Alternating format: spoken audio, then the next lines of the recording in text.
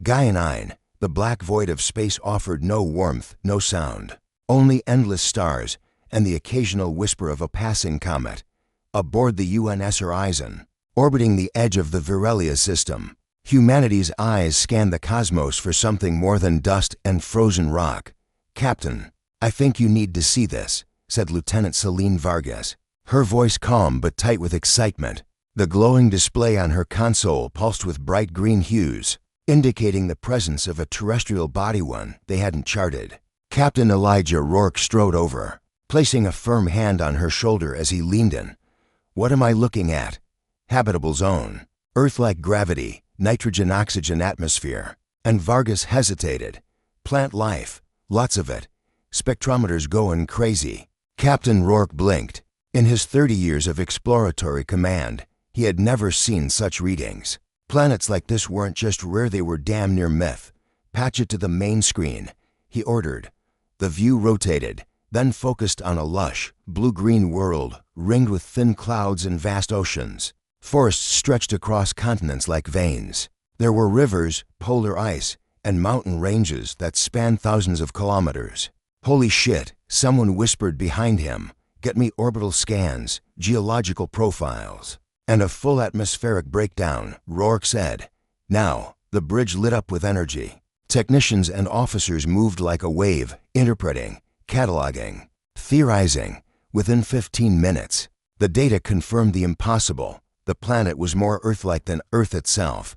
"This changes everything," Vargas murmured. 3 days later, the GAIA 9 declaration was made, named for the mythical Earth goddess and its celestial position as the 9th object discovered in the Virelia system.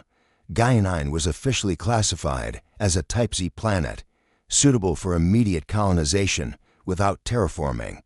The United Earth Council scrambled into action. Drones were deployed. Settler-class vessels rerouted. News outlets exploded with headlines. "Second Earth found. New hope beyond the stars." Human destiny rewritten. Politicians praised the discovery as a unifying moment for mankind. But unity was a myth. Far below, in GAIA 9's southern hemisphere, tall trees with violet leaves danced in the wind. Bioluminescent insects hovered in swarms. The land was alive, untamed, untouched, or so humans thought. Hidden within the shadowy jungles, silent eyes watched the first drones descend. Slender figures, cloaked in metallic armor grown from organic fibers, tracked every move. Their skin shimmered like oil on water. Their thoughts moved like storms. The Arcala, ancient dwellers of the living world they called Thaler, had no word for ownership, but they understood invasion. And they had not survived 1,000 years on GAIA 9 by being merciful. Back aboard the UNS Horizon, Captain Rourke stood before a full assembly of senior officers and scientists. On the screen behind him, a detailed topographical map of GAIA 9. "We're moving forward with Phase 1, he said. "Base construction, environmental testing, and cultural analysis of anything intelligent ever lived here." Dr. Ayana El-Sayed, head of xenobiology, raised a hand. "Captain, I strongly recommend caution. We've already detected anomalous M signals from the surface, patterns too structured to be natural." "You think something's down there?" Rourke asked. "Something or someone." The room went still. "I don't want to be the idiot who repeats the mistakes of Earth history," she added. GAIA 9 might not be empty. For days later, first contact happened not with a handshake, but a wound. The Aegis III exploration team touched down in what they called Sector Delta, a sprawling valley rich in minerals. Within an hour, their communications went dark. 24 personnel lost. A retrieval drone sent. And afterwards returned with partial footage, green mist, alien architecture, and a flash of curved blades. Back in orbit, Rourke watched the footage in silence.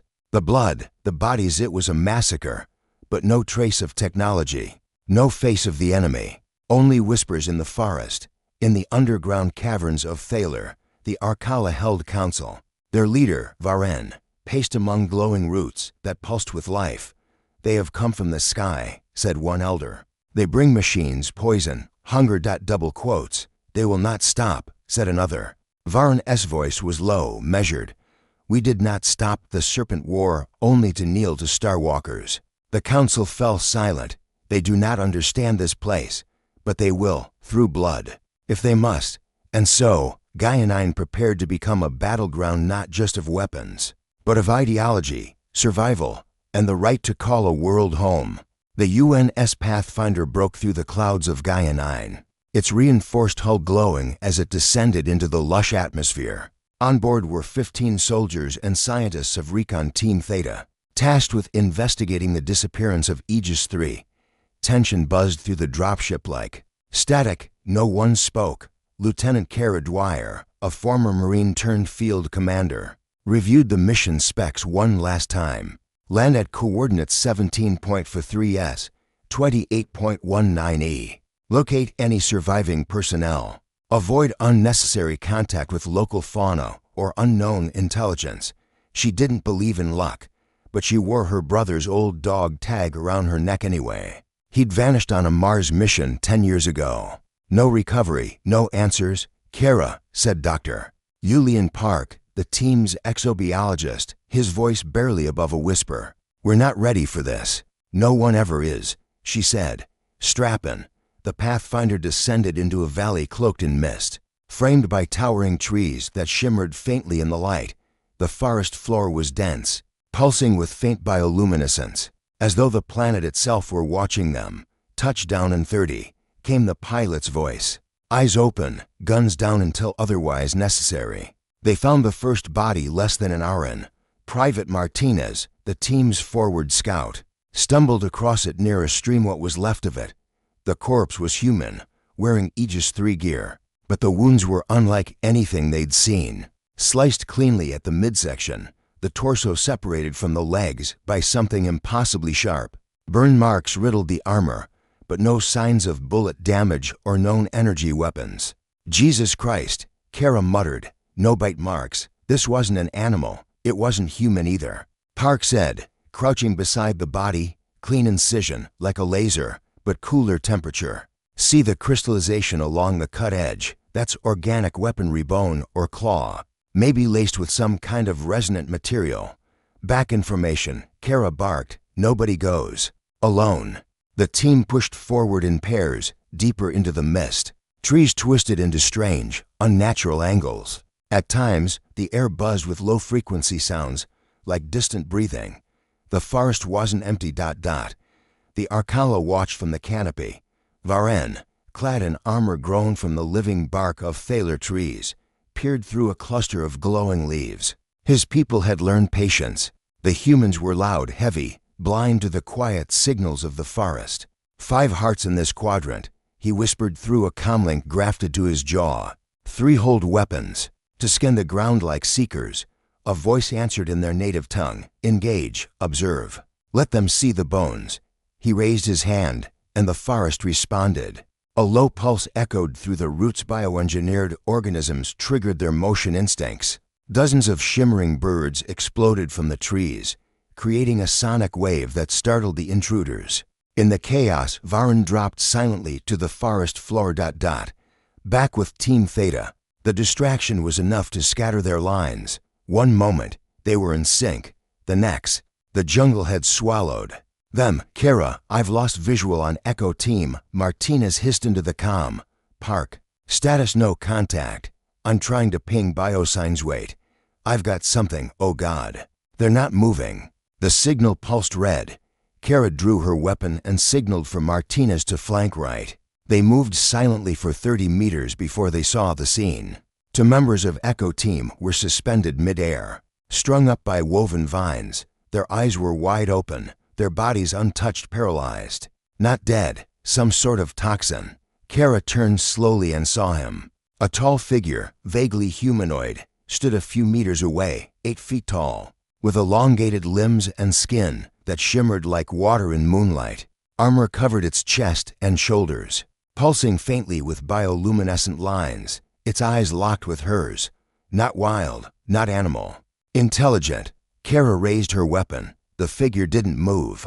Put the gun down, Park whispered behind her. It's watching. I know. It's not attacking. Maybe it's warning us. The alien blinked once.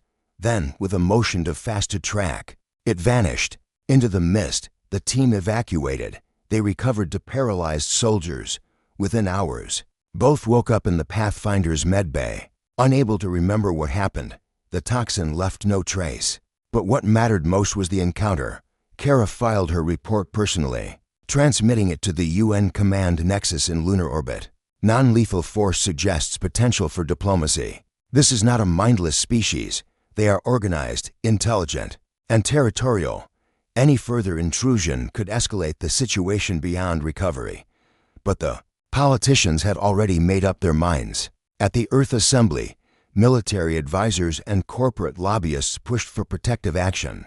"They ambushed us," said Admiral Huygens. "We can't afford to look weak. GAIA 9 is our future." "But what if it's theirs?" asked Ambassador Ling. "What if we're the intruders?" Her words were drowned in silence. Plans for colonization accelerated. Warships were rerouted. Mining colonies. Fast-track. Peace was still an option, but no one reached for it. In the depths of GAIA 9, Varn met with his council once more. "They returned," said the eldest. "They saw us and they left," Varn said. "That means they will come back. We must prepare the great voice." All heads turned. Varn nodded solemnly. "Then let the forest speak." The UNS Horizon had become a fortress. After the Theta team's encounter and recovery of the Echo survivors, Earth Command authorized immediate escalation. 3 warships arrived in orbit within days. Dozens of satellites were deployed, creating a surveillance net around GAIA 9. And yet, for all their technological superiority, they understood almost nothing about the enemy. In the xenobiology lab, Dr. Ayana El-Sayed watched a looping video of the alien. The footage from Kara's body cam had been enhanced, stabilized, analyzed down to individual pixels. She paused it on the moment the alien locked eyes with the camera. There was no fear in that gaze, only awareness. "They are not animals," she muttered. "They are protectors." Yulian Park stood beside her, arms crossed. "We need to make contact, real contact, before the generals get nervous enough to start a war." "Too late," she said. Outside the viewport, she could see the drop module's automated construction units descending like mechanical beetles toward GAIA 9's surface. On the planet below, the jungle had begun to change. The trees grew denser near the human construction zones. Vines moved subtly in the night. Flowers released pheromones that clouded camera sensors and jammed drones. It wasn't sabotage, it was defense. Varn and his hunters stood atop the high cliffs of the Singing Ridges, watching the bright lights of human outposts flicker through the distant canopy. Machines groaned. Metal clawed at soil. Rivers were redirected. "Already, they poison the roots," said Asha, a young scout. "Not poison," Varn corrected. "Ignorance." He knelt and placed his palm on the ground. Beneath his hand, the moss pulsed. Threads of bioluminescence spread outward the great voice, the planetary neural web that connected every living thing. On Thaler, they do not hear her, but they must. The next morning, the Horizon received a signal unlike anything ever detected. Not a distress beacon, not a weapon, not noise, a pattern. El-Sayed stared at the waveform on her console. It was too rhythmic to be random, too smooth to be mechanical. It wasn't language in any human sense, but it was alive. "This isn't just an alien transmission," she whispered. "This is the planet itself." The council convened in orbit, a rare event when urgency outweighed protocol. Captain Rourke stood before the UN. Assembly holograms, most of them seated thousands of kilometers away, glowing and flickering on comm screens. "With all due respect," Rourke said, "we're forcing our way into a living system. It's pushing back. We need to stop construction and send diplomats, not soldiers." General Huygens scowled. "You were sent to scout, not negotiate. And I'm telling you, if we keep pushing, we'll ignite a conflict we cannot control. This isn't just about alien life forms. The entire biosphere seems sentient." El-Sayed stepped forward, holding up a crystalline sample from the surface. It shimmered with faint electrical pulses. The roots, the vines, the wildlife, it's all part of one massive organism, not unlike a neural network. If GAIA 9 is aware, then every time we burn a tree, we're attacking a brain cell. A silence followed. Then, A single phrase from a corporate delegate shattered it. Can we weaponize it? That night, on GAIA 9, the forest responded at Outpost Omega, one of the first mining sites. Motion sensors began to fail, lights flickered. Power generators slowed to a crawl as energy was siphoned by something underground. Then came the mist. Thick, green vapor rolled in from the trees. So dense it short-circuited external optics. Soldiers coughed and stumbled. A technician tried to send a distress call, but the calm tower had already been twisted shut by vines like fingers closing over a throat. From the trees, they came, not soldiers, guardians. The hour column moved silently, disabling weapons, sealing exits, paralyzing humans with nerve-touch toxins. Not killing, not yet. They left no dead. Only silence. When the reinforcements arrived an hour later, they found the entire outpost abandoned. Every human was gone, yet there were no bodies. Only a single phrase carved into the metal walls by a blade of unknown origin. You were warned. Back aboard the UNS Horizon, Kara paced the debriefing room. The footage from Outpost Omega made her blood run cold. They could have slaughtered us, she said. But they didn't. They're playing a psychological game, said Commander Ives, a hardliner. Next time, they won't be merciful. Kara turned to El Sayed. You said the planet speaks. Can we speak back? El Sayed hesitated. I've been trying. I adapted signal patterns to mimic the transmission we received. Sent it back through a low-frequency pulse embedded in the satellite grid. No reply yet. Keep trying. Deep beneath the singing ridges, in a crystalline chamber lit by the breath of the great voice, Varun stood alone. He had heard the pulse, the attempt at communication, crude but honest. Perhaps there was still a path untainted by blood. He drew his ceremonial blade and etched a sequence into the root wall, a mirror of the human signal, adjusted, refined, inviting. If they were truly listeners, they would understand. If not, the forest would fight. 3 days had passed since the Outpost Omega incident. Across GAIA 9, the colonization effort had stalled. Satellites malfunctioned. Drones refused commands, and the soldiers the best Earth had were growing afraid of shadows that moved when no one looked. In the command chamber of the UNS Horizon, Captain Kara Dwyer stood before the tactical display. Arms crossed. She hadn't slept. We're blind down there, she said. Every patrol that goes to deep vanishes. No bodies, no blood. Just gone. General Huygens, connected via holo from Earth Command, leaned forward. Are you suggesting we retreat? No. I'm saying we don't understand what we're fighting. She glanced at Dr. El Sayed. Assuming we're fighting at all, El Sayed stepped in. We've received another pulse. More advanced this time. Structured, reactive. They responded to our signal. That got attention. The hologram of Ambassador. Ling flickered. What did it say? El Sayed brought up the translated waveform, a branching pattern. That formed a symbolist spiral tree with mirrored roots. This isn't just a reply, she said. It's an invitation. On GAIA 9, deep in the living forest, Kara stepped cautiously off the drop shuttle with a small team only for personnel, all unarmed. No exosuits, no armor. Just breathable suits and neural translators embedded in their temples. They stood on soft moss, surrounded by trees that rose hundreds of feet into the air like cathedral pillars. Light streamed down in golden shafts, dancing through pollen that shimmered like dust motes. A path had been cleared for them, not carved, but gently grown. Vines had parted. Roots shifted to open a way.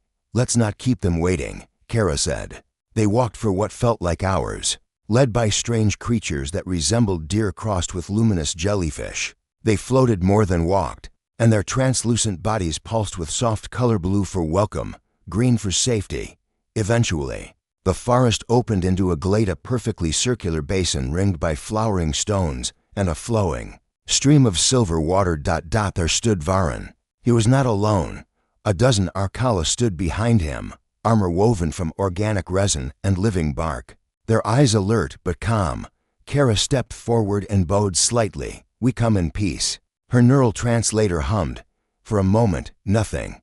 Then, you come, too late. The meeting that followed was brief, tense, and quietly profound. Varun spoke of the great voice. the living neural network that connected all life on Gaia 9. It was not a deity, but a collective consciousness, a planetary intelligence older than human civilization. We are her stewards, he said. We do not own this world. We are born from it. Kara listened carefully. We thought we were discovering something new, she admitted. But maybe we're the ones being discovered. Varun did not smile. You extract, build, and burn. You think this is progress, but it is hunger, and Gaia does not feed hunger. El-Sayed asked the question that mattered most. Can we coexist? Varun looked up at the sky, where faint glimmers of orbiting ships could be seen between the canopy leaves. That depends on how many lives you are willing to leave untouched. Back aboard the UNS Horizon, the political backlash was immediate. General Huygens rejected the delegation's report as philosophical nonsense. Corporate stakeholders accused Kara and El-Sayed of going native. A vote was held. The results were close, but in the end, Earth Command approved limited expansion under military protection. We will keep to designated zones, said the final statement, and defend ourselves if provoked. But the forest had already drawn its lines. That night, Varun stood before the elders of the Arkala. They wish to remain, he said. Then they will learn, said Elder Mira. Pain is also a teacher. Elsewhere, at Outpost Theta, a secondary mining facility deemed safe by command had gone operational. A team of 20 humans worked through the night under artificial lights. Mechanical arms bored into the earth. Core samples were pulled, rich in iridium and crystalline. Carbon. The planet was a treasure trove. Then the lights went out. Backup generators failed, and the ground began to hum. A technician screamed. Another dropped his tools and clutched his head. The air shimmered and the soil cracked open. It wasn't an attack, it was a message. Rising from the earth were crystalline pillars, grown within seconds, each etched with symbols glowing faintly in the dark circles within spirals, fractal tree rings, mirrored faces. The forest had learned how to speak in human geometry. Dr. El-Sayed, reviewing drone footage, whispered in awe, "It's showing us memory. The history of this world, evolution, catastrophes, rebirth. It's teaching us how it survived." Ambassador Ling, watching from orbit, was silent for a long time. Then she said, "What if the war already happened? Here once, and this is the civilization that came afterward." On Gaia 9, the forest grew thicker, the mist deeper, the symbols clearer. It would not stop the humans, but it would test them, one by one. The orbiting sky above Gaia 9 was alive with humming satellites and warships, locked in tense vigil. Below, the forest held its breath. On the bridge of the UNS Horizon, Captain Kara Dwyer and Dr. Ayana El-Sayed faced the ripple of outrage that followed their diplomatic success. General Huygens glowered from his holoseat. "You don't get to decide how humanity expands," he snapped. "You've given them hope and they'll use it to march into our zones." A chorus of agreement rose from the military advisors. But from the back, Ambassador Ling's avatar spoke softly. "Hope built on misunderstanding breeds bloodshed. We need a new path." A heated debate fractured the council into three camps. 1. Hardliners, led by Huygens, demanding a full-scale military takeover of all resource nodes. 2. Pragmatists, who accepted limited zones, but wanted stronger treaties with the Arkala. 3. Idealists, championed by Ling and El-Sayed, who argued for co-management of Gaia 9's biosphere as a shared world. When the vote came, the outcome was razor-thin. 49% hardliners, 46% pragmatists, 5% idealists, unable to secure a strict mandate. The council grudgingly approved a compromise, an unmanned scientific zone, a small green corridor along the Singing Ridges under joint Earth-Arkala stewardship, and full military zones elsewhere. Kara exhaled. "We just put a target on that corridor, deep within the forest." Asha the scout listened to the crackling comm feed as the new mandates were broadcast. Through the great voice, she had grown up learning the silent languages of trees and roots. She had never spoken to humans until now. She slid her hand over the living bark of a sentinel tree, its surface etched with human Arkala symbols. The forest vibrated under her palm. Fear, hope, warning. They will poison the zones beyond. The tree seemed to say. Ash's heart pounded. She raced to the hidden glade where Varan and the elders gathered. They divided GAIA 9, she whispered. We agreed to one path, they carved 3. Elder Mira's eyes gleamed like quartz. Then we must walk all 3. Protect the corridor at all costs, observe the military zones, and learn what they do in the scientific zone. Varan nodded. You will be our envoy. You will teach them the forest's language and learn theirs. The green corridor was a narrow band of untouched forest winding like a river through the military zones. In many places, technology and nature intertwined, sensor towers wrapped in vines, solar rays mimicking leaf patterns, data cables nestled among root channels. Kara led a skeleton staff of 10 scientists under strict Arcala escort to a new outpost dubbed Harmonia Station. It hovered on stilts above the undergrowth, transparent floor panels offering a view of the living soil below.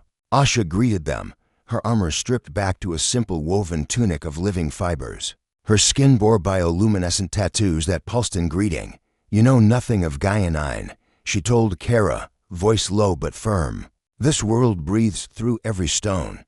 El-Sayed knelt by the station's edge, carefully lowering a probe into the soil.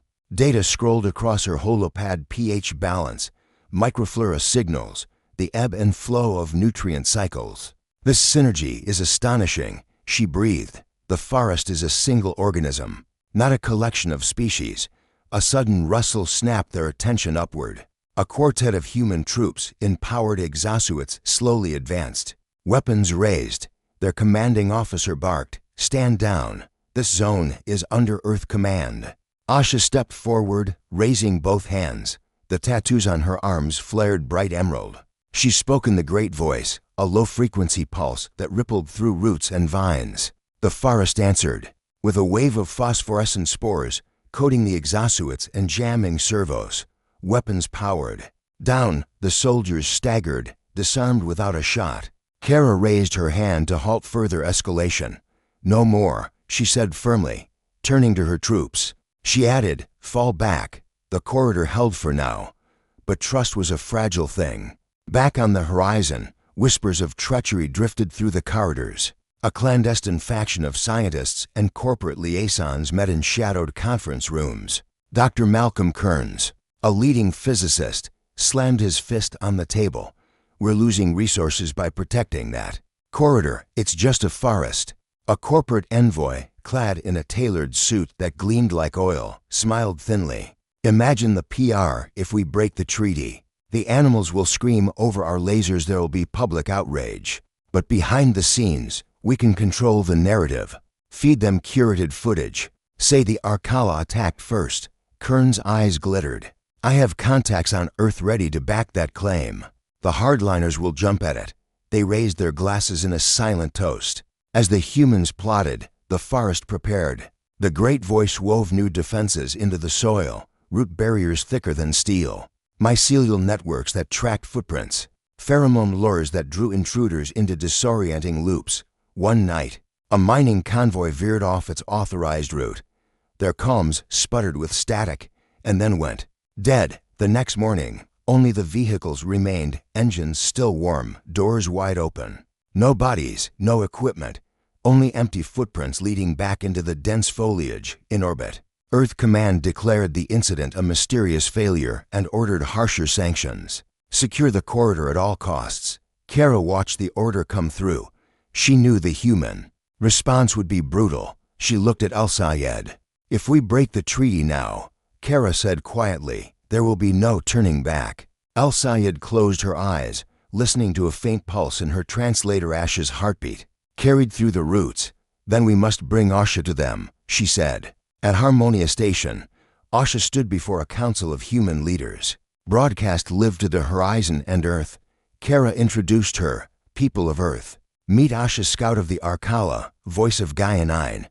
Asha stepped forward, voice steady. "I come to speak for the forest. It does not wish war, but it will defend itself. Your machines fracture its limbs. Your drills tear its heart. You take without asking." She paused, letting the weight of her words settle. "Yet, there is a seed of trust planted in the green corridor.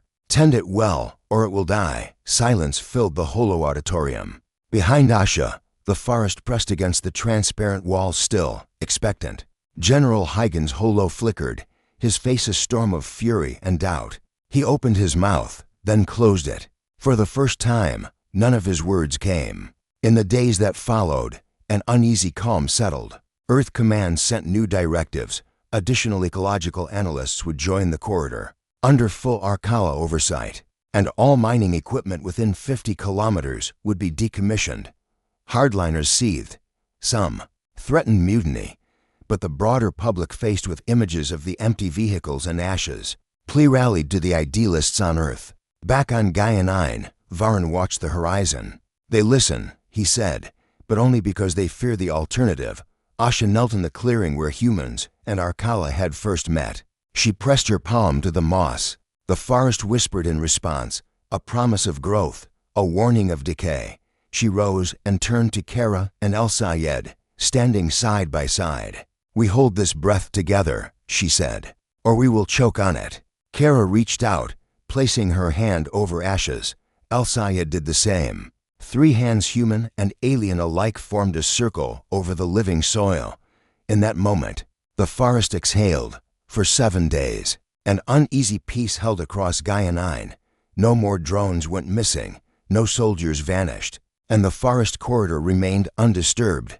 At Harmonia Station, collaboration bloomed where suspicion once reigned.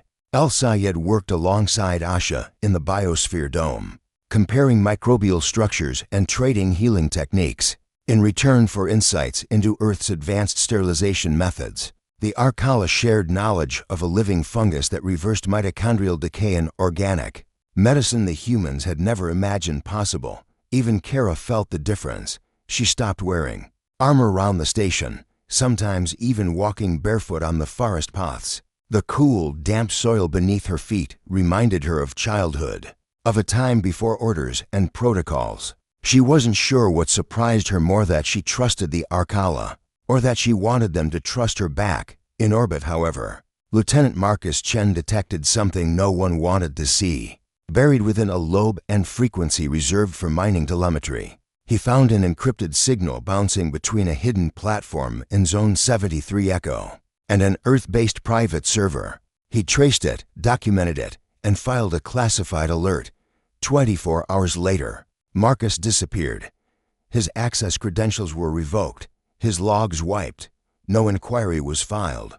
Inside the data core of the UNS Horizon, a corporate operative sealed a panel, dusted off his gloves, and whispered into a secure uplink. Asset compromised, proceeding to Phase 2.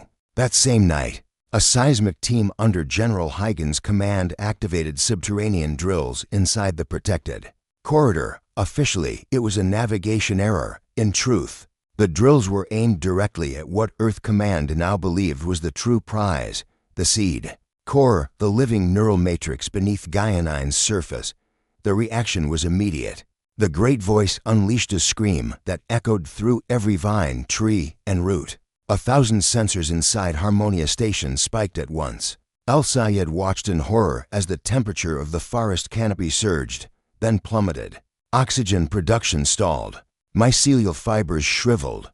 Asha collapsed without warning. When Kara rushed to her side, the Arcala woman clutched her chest and gasped, "They cracked her heart. The seed core bleeds." Across the planet, Gaia 9 responded not with rage, but with precision. Vines thickened and lashed out at military convoys, immobilizing vehicles in minutes. Tree trunks folded into mirror-like surfaces, confusing drone optics. Airborne pollen drones infiltrated human filtration systems, causing hallucinations, paralysis, and panic. A message pulsed through the root network, carried not in speech but in sensation. One word, felt in bone and blood: betrayal. At the corridor's boundary, Kara stood between her former comrades and a growing wall of Arcala warriors. Varun appeared beside her, armored in living bark. His voice trembled with both grief and steel. "You walked among us, you shared bread, but you do not control your kind." "I didn't authorize this," Kara said, lowering her weapon. "I can stop them." "No," he replied. "You're too late." Orbit Command issued orders to General Huygens, restore control, secure the seed core, and eliminate resistance within 36 hours. The operation was labeled Purity. 3 carrier ships descended, packed with firepower designed for subduing entire continents. Inside Harmonia Station, El-Sayed made her choice. "We have to go in," she said, "into the seed core itself, not to take it to heal it. You would be the first outsider to touch her," Asha warned. "If you are not pure of intention, she will destroy you. I'll take that chance." With Kara as escort, they followed Asha into the singing ridges and down a fissure that opened into glowing tunnels. The air was heavy with memory, thick with spores that shimmered like dust motes frozen in time. At the base of the descent lay the seed core, a vast crystalline chamber pulsing with dim, erratic light. The rhythm was fractured, like a heart mid-fibrillation. Asha pressed her palm to a root vein. The core responded with flickers of imagery, planets consumed by greed, ancient warships crashing through atmospheres, the rebirth of GAIA 9 as a living sanctuary. When El-Sayed approached, the light surged. She dropped to her knees and carefully attached a bioadaptive interface from her research kit. She whispered apologies, not as a scientist, but as a child trying to mend what adults had broken. She worked in silence while above. Warships moved into position. Kara climbed to the ridge and opened every communications channel available. "This is Captain Kara Dwyer. I am invoking Treaty Article 7 Alpha. Stand down. A living sentient system has been damaged. We do not have the right to retaliate. GAIA 9 has shown restraint. If we do not, we will be the invaders." Earth Command dismissed her transmission as emotional. Compromise. General Huygens ordered the attack. The first missile launched, but it never landed. In the moment of impact, GAIA 9 reacted with precision and power no one expected. The seed core pulsed once, then again, sending a planet-wide surge through its neural networks. A massive electromagnetic field exploded across the sky, scrambling targeting systems and disabling propulsion across all vessels in proximity. The attacking ships did not crash. They landed gently, guided by vines that coiled around their hulls like arms catching a child from a fall. In that silence, Earth saw what GAIA 9 truly was: not a territory, not a colony, but a mind, an intelligence older than humanity, a consciousness that had simply wanted to be left alone. Faced with the footage, with the evidence, Earth Command backed down. A new treaty was signed.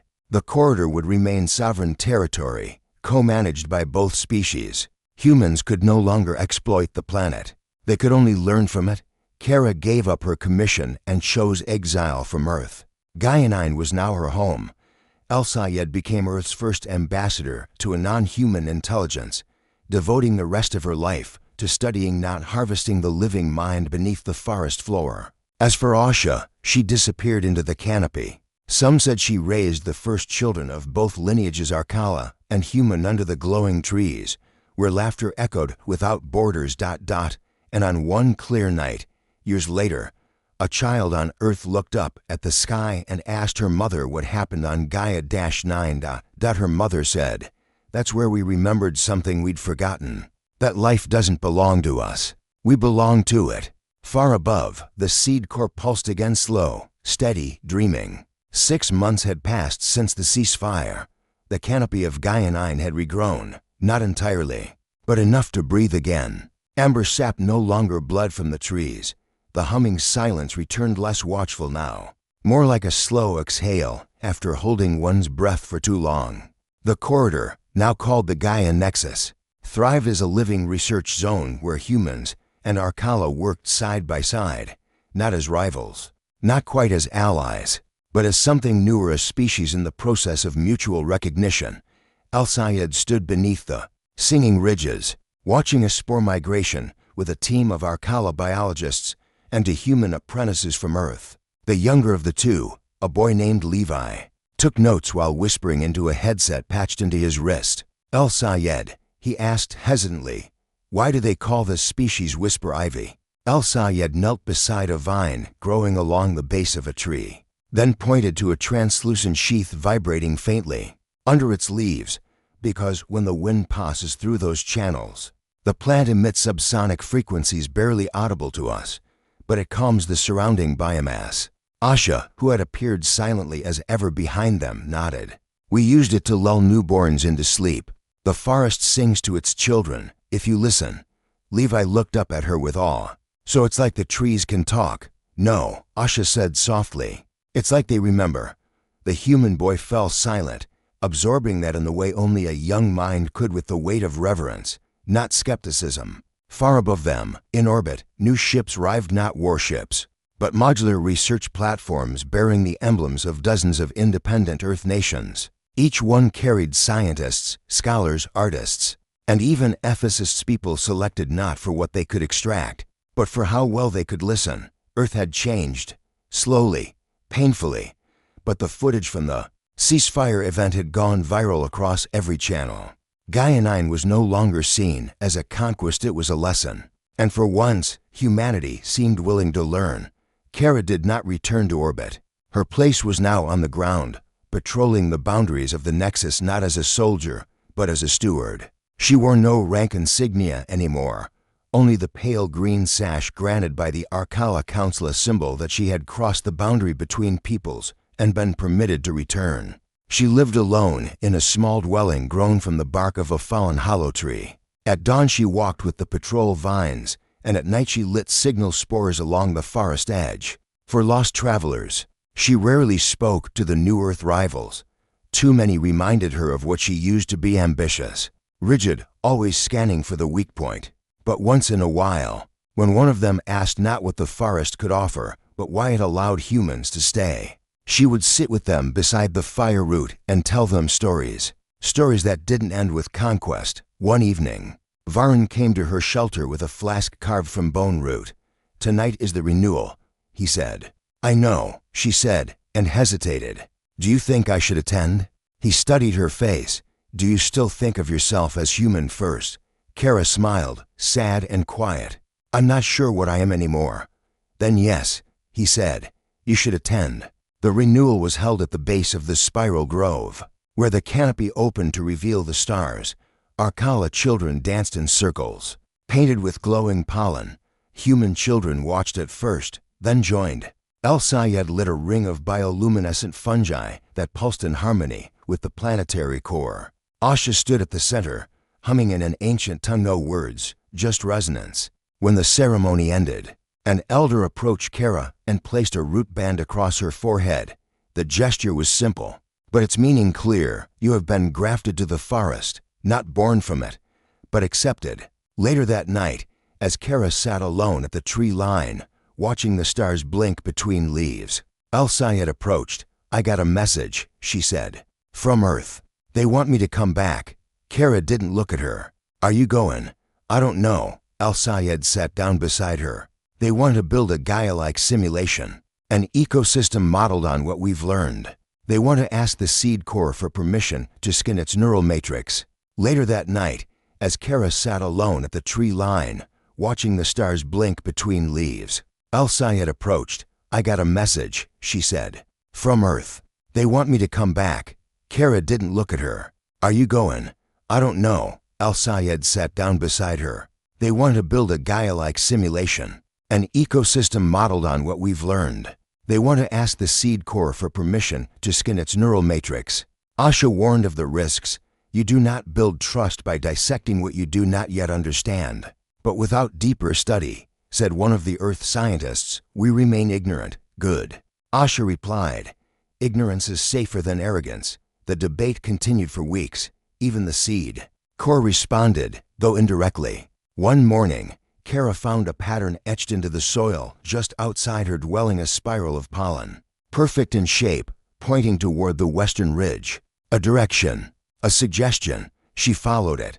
At the ridge, she found a stone basin filled with clear sap. When she leaned in, the surface shimmered, not reflecting her face, but the image of a planet spinning in darkness, surrounded by hundreds of tiny stars drawing near. The core was not afraid of being studied. It was preparing to teach. Word spread. Earth scientists agreed to form the Nexus Accord, a treaty that limited extraction, banned militarization, and guaranteed that GAIA 9's consent must precede all research. Arcala elders signed it in full. The Nexus became a school.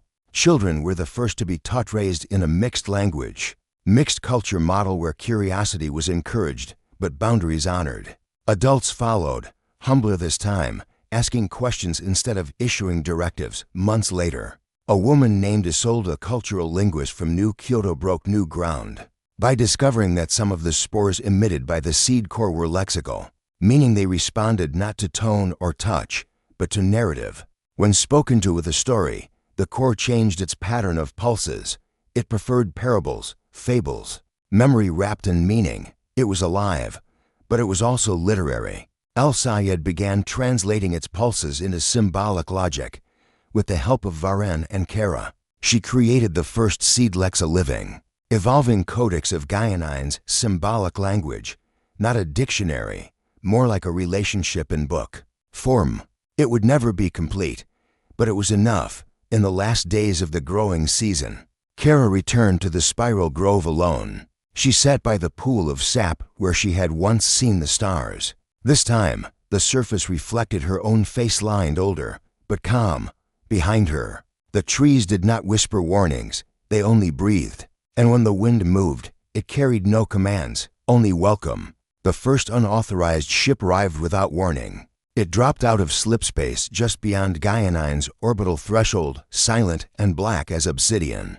No registry, no response to hails. Its hull bore no flag, but its design, angular, efficient, entirely human, told its own story. Kara watched the object descend from the western observation post, her hand unconsciously drifting toward the sidearm she no longer carried.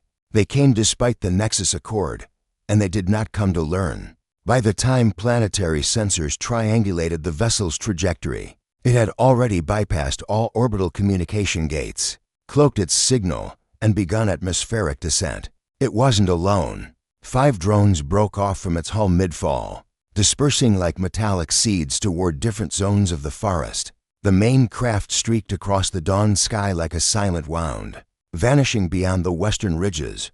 Asha was the first to speak once the emergency council gathered. "They're not from EarthGov," she said. "Their movement is too precise, their purpose too veiled." El-Sayed scowled. "Private, possibly from one of the old consortiums." "Blackwell Group," Kara asked. "Or something worse, a rogue derivative. There are factions on Earth who see GAIA as the last frontier, something to be claimed, not understood." Varun stood by the entrance, his fingers curled tightly around his staff. "The Accord holds no meaning to those who sign nothing." The Arkala wanted immediate retaliation. Vines deployed, spores activated, the seed core's biodefenses unleashed. But El-Sayed argued for restraint. "If we respond with force, they'll claim we're hiding something and bring more." Kara stood slowly. "Then I'll go find them. Before they do damage." "You'll need backup," said El-Sayed. "I'll send an escort. I work better alone." "She doesn't mean backup," Asha interrupted. "She means witnesses, in the end." Kara left with one Arkala guardian and one human documentarian, a young woman named Jun, born in orbit, trained in neutral observation, equipped with a wearable memory glass. She had never held a weapon in her life, but her gaze missed nothing. They followed the trail into the western grove, a restricted zone known for its volatile bioreactivity. The core pulsed stronger here, its heartbeat visible in the slow rise and fall of the land itself. Here, trees stood taller and older, their roots threading above ground like warning fingers. Here, the air itself rejected strangers. By the 3rd hour, Kara found signs of forced entry. Burned moss, scorched bark, chemical residue along a fractured trunk, carbon-based accelerants. Her stomach twisted. "They torched a guardian tree," she muttered. Jun recorded in silence. They found the first drone impaled by a vine spike half a kilometer deeper. Its casing was cracked, its inner core exposed. But what disturbed Kara most wasn't the damage, it was the contents. The drone had no scanning equipment. Instead, it was filled with seeding pods, engineered pollen meant to override local spores. They weren't here to study the seed core. They were here to replace it. "They're trying to overwrite the ecosystem," Kara said aloud. "Infect it with an engineered neural lattice, a human-made AI, biological. Invasive, hijack the brain," Jun whispered, "like a parasite." They picked up speed. By dusk, They found the landing site cleared into a natural basin where the soil had been raised, and a temporary base erected. 5 figures moved through the site, their suits matte black, sealed against biospores.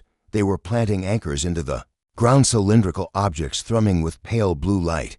Kara recognized them from her military past. Cognitive field disruptors. Once activated, they'd silence the seed core's neural frequencies, making the entire Western network go dormant, like smothering a mind in its sleep. Jun raised her lens. Kara raised her voice.